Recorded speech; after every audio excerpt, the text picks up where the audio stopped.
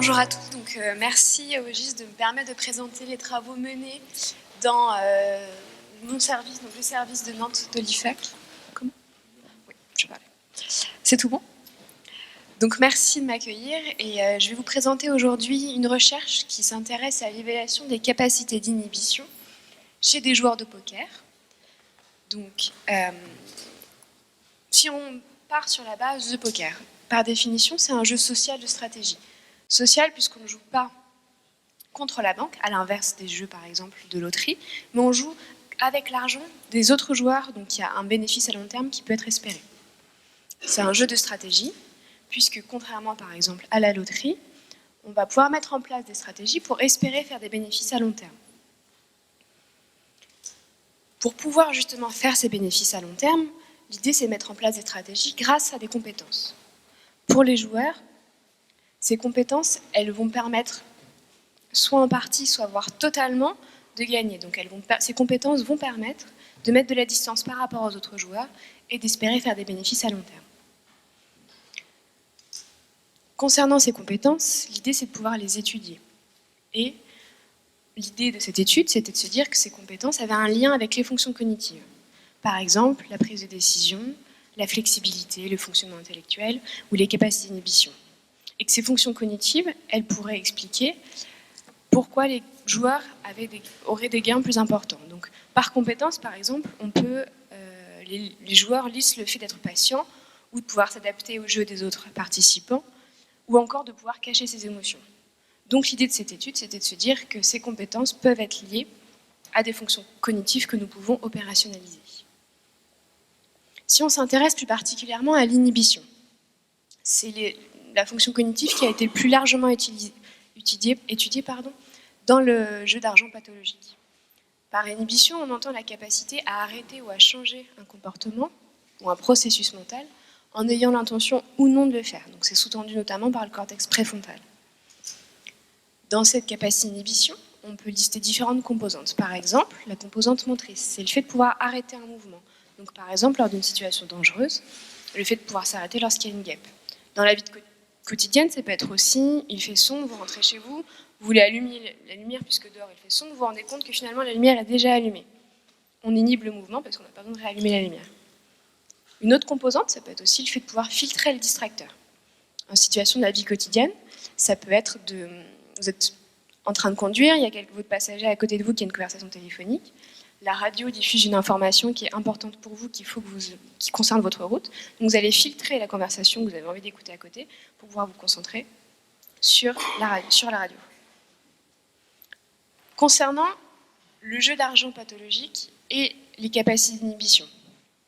Au niveau moteur, ça a été mis en évidence qu'il est possible que les joueurs pathologiques ont un déficit d'inhibition moteur sur le fait de supprimer la programmation d'un mouvement ou de stopper un mouvement déjà programmé. La différence entre les deux, c'est quand on supprime la programmation d'un mouvement, c'est qu'on n'a pas encore programmé ce mouvement. Donc on va avoir un stimuli qui va favoriser une action A et un stimuli qui va favoriser une action B, c'est-à-dire arrêter, ne pas faire de mouvement. Donc ça, c'est le principe du go-no-go. Pour stopper un mouvement déjà programmé, on va proposer des stimuli qui vont favoriser un mouvement. Et l'idée, c'est qu'après avoir déclenché le mouvement, on va leur envoyer un stop signal. Donc un signal qui va leur empêcher de faire ce mouvement.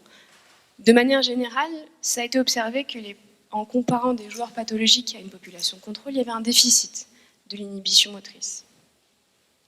Concernant d'autres composantes, donc par exemple la composante verbale, qui est la capacité à inhiber une expression verbale, et la capacité d'inhibition émotionnelle, donc inhiber une expression faciale notamment, ce sont deux composantes qui ont été très peu étudiées et qui ont été seulement étudiées pour les joueurs d'argent pathologique.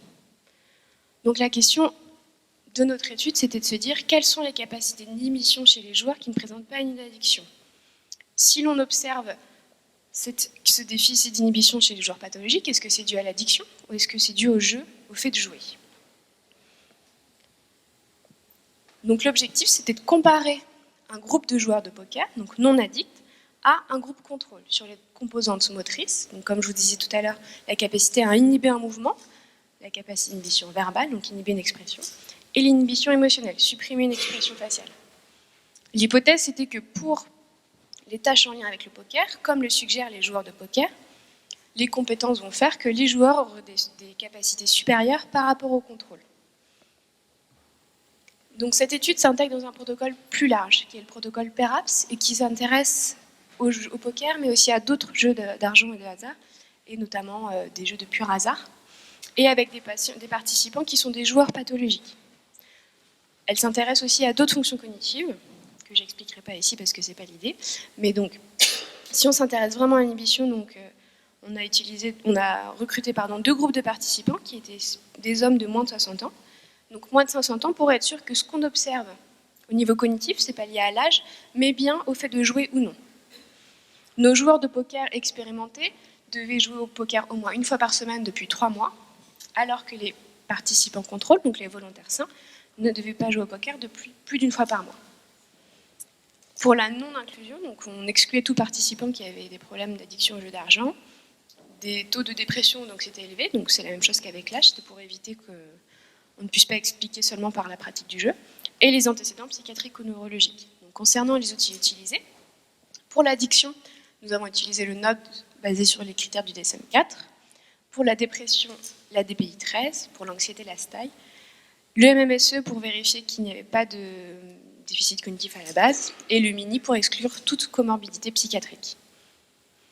Donc, concernant les tâches cognitives, nous avons proposé une tâche d'inhibition motrice, donc le go-no-go. L'idée, c'était de présenter aux participants une cible carrée pendant 100 millisecondes. Cette cible, elle pouvait être soit rouge, soit noire. Si la cible était rouge, les participants avaient pour instruction d'appuyer sur le bouton. Ça représentait 80% des essais. Si les participants n'étaient pas assez rapides, c'est-à-dire qu'ils répondaient après 800 millisecondes, ils avaient un feedback comme quoi ils étaient trop lents. C'était pour favoriser la réponse la plus rapide possible aux essais go. À l'inverse, aux essais no-go, donc les carrés noirs, ils ne devaient pas appuyer. Ici, on mesure donc le nombre d'erreurs, donc sur les essais no-go, lorsque les participants appuient alors qu'ils ne devraient pas le faire, et l'index de précision et de rapidité. C'est-à-dire qu'on va compter le nombre d'essais total et qu'on va diviser par le temps de réponse moyen sur les essais go. Plus cet index est élevé, plus la performance est précise et rapide. Concernant la capacité d'inhibition verbale, nous avons utilisé le test du Healing Sentence Completion Task. C'est une tâche en 2 étapes. La première partie, c'est la partie contrôle qui va vérifier que l'initiation de la réponse automatique verbale est de qualité. Donc par exemple, on lit au patient une phrase et on ne dit pas le dernier mot. Le patient, le plus rapidement, doit trouver le mot évident. Par exemple, les exemples qu'on donne aux patients, ou aux participants, les prisonniers se sont évadés de la prison. L'idée, c'est d'être le plus rapide, et donc nous, on vérifie que cette partie-là fonctionne. Pour la seconde, c'est le même principe. On propose une phrase, on ne dit pas le dernier mot. Sauf qu'ici, on va demander aux participants de ne pas donner un mot qui ait un sens avec le début de la phrase. Donc pas le mot évident. Par exemple, pour la première phrase, il fait froid, ferme-la. Fenêtre, ça ne marche pas. Mais qui n'ait aucun lien avec le début de la phrase non plus. Si par exemple on dit neige, ça ne fonctionne pas, puisqu'il y a un lien avec le début de la phrase. Donc l'idée, c'était une nouvelle fois d'être le plus rapide possible et de donner des mots qui étaient grammaticalement corrects, donc en genre, qui s'accordaient en genre et en nombre avec la phrase. La cotation était en plusieurs points. Si le patient ou le participant donnait le mot évident, donc ici par exemple fenêtre, le participant avait 3 points. S'il donnait un mot plausible, par exemple neige, il avait 1 point. Donc cette cotation, elle est effectuée par 2 expérimentateurs différents pour éviter d'extrapoler trop et de se dire qu'il y a un lien partout, et aussi voir un lien là où quelqu'un ne pourrait pas le voir. Ici, on mesure donc le temps de réaction pour chacune des phrases, et le nombre d'erreurs, donc du coup qui va évoluer selon le lien avec la phrase. Et enfin, pour les capacités d'inhibition émotionnelle, nous avons repris une tâche qui sert normalement à observer les capacités de régulation émotionnelle et l'impact de la suppression émotionnelle sur les mesures physiologiques. Nous avons repris la même méthode, nous avons fait visionner des extraits vidéo qui viennent de la base FilmSteam, avec des extraits neutres, positifs, négatifs ou en lien avec le poker. L'idée, c'était de dire aux patients de ne pas montrer leurs émotions. Ils devaient faire comme si quelqu'un rentrait dans la pièce, ils ne devaient pas savoir ce qu'ils regardaient. Après chaque film, on leur demandait sur une échelle de 0 à 10 si ça avait été difficile d'inhiber l'émotion. Et enfin, avant et après chaque film, on leur propose la Differential Emotion Scale pour qu'ils codent sur des items positifs et négatifs si leur ressenti avant et après le film.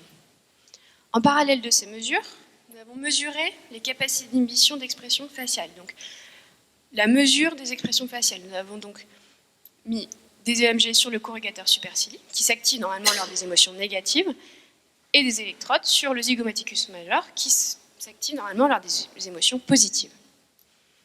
Et encore en parallèle, on a mesuré l'arousal émotionnel, donc l'excitation qui est moins contrôlable et qu'on ne voit pas en face. Donc, nous avons mesuré la conductance cutanée, l'intervalle RR, la température, le pouls, le temps entre le battement et le pouls, et la période respiratoire.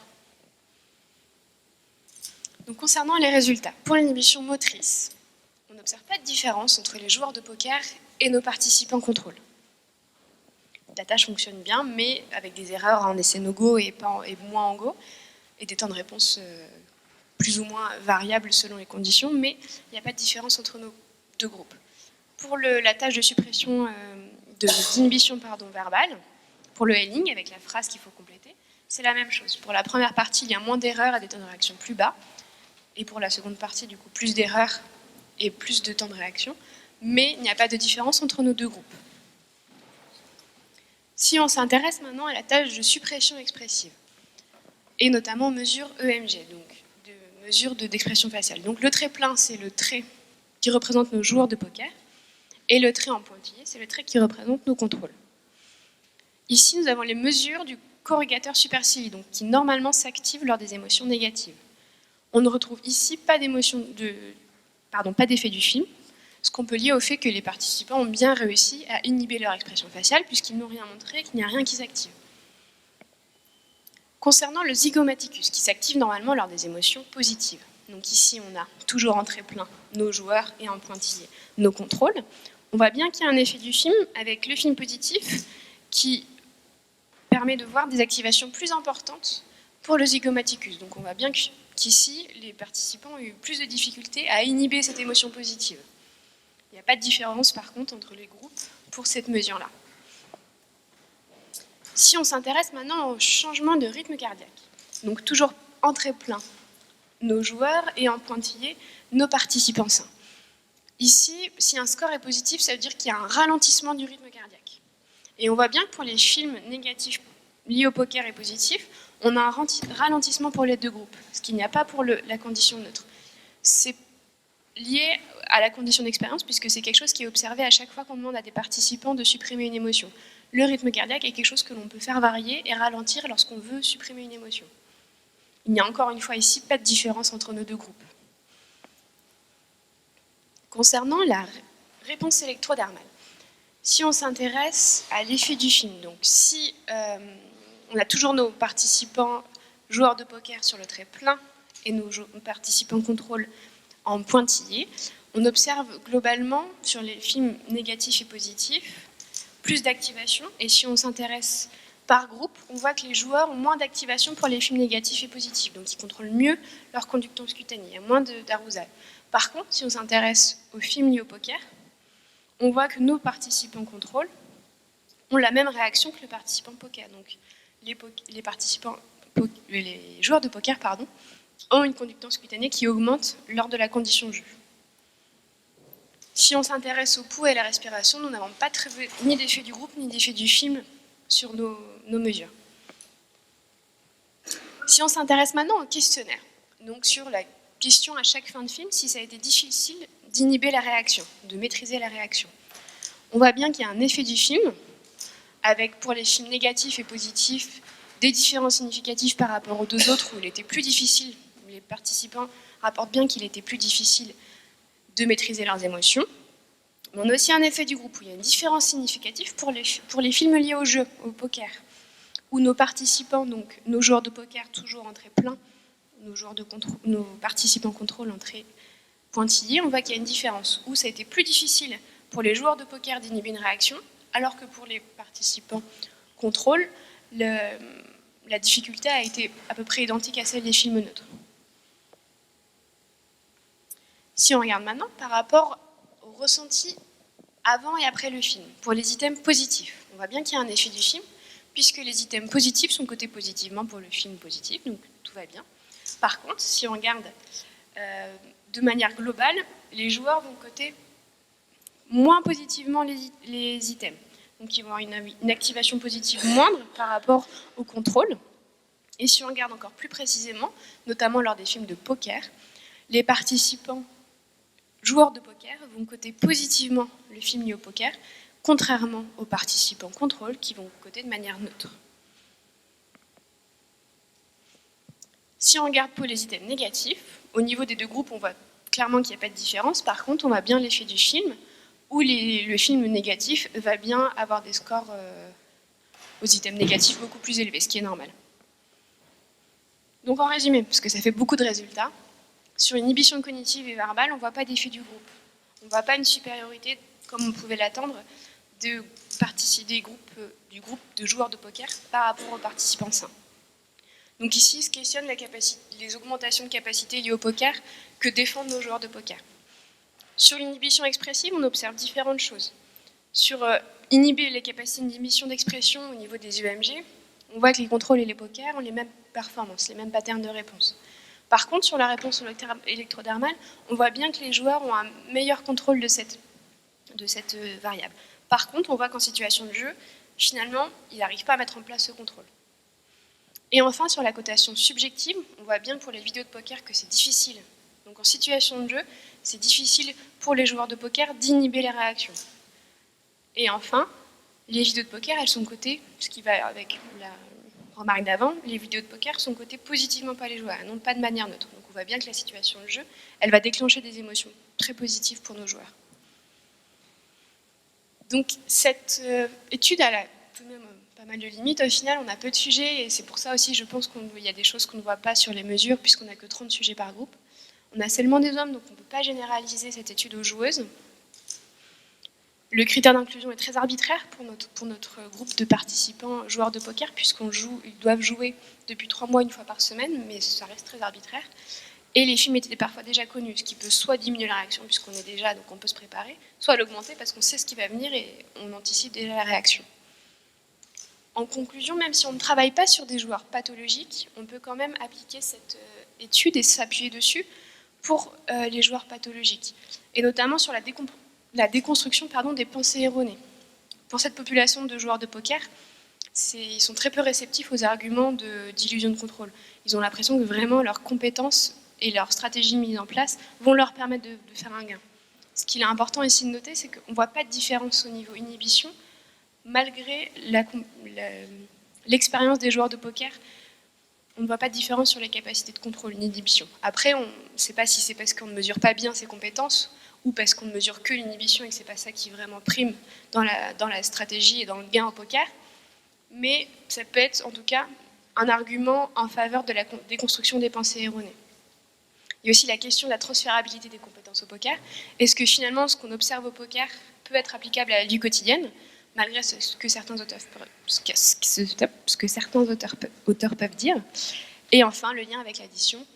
Donc ici, on n'a pas de capacité d'inhibition diminuée, mais elles sont égales entre les contrôles et les joueurs de poker. Donc finalement, est-ce que l'addiction ne serait pas justement un déficit d'inhibition qui n'est pas lié à l'exposition répétée des situations de jeu, mais bien à la pathologie addiction en elle-même?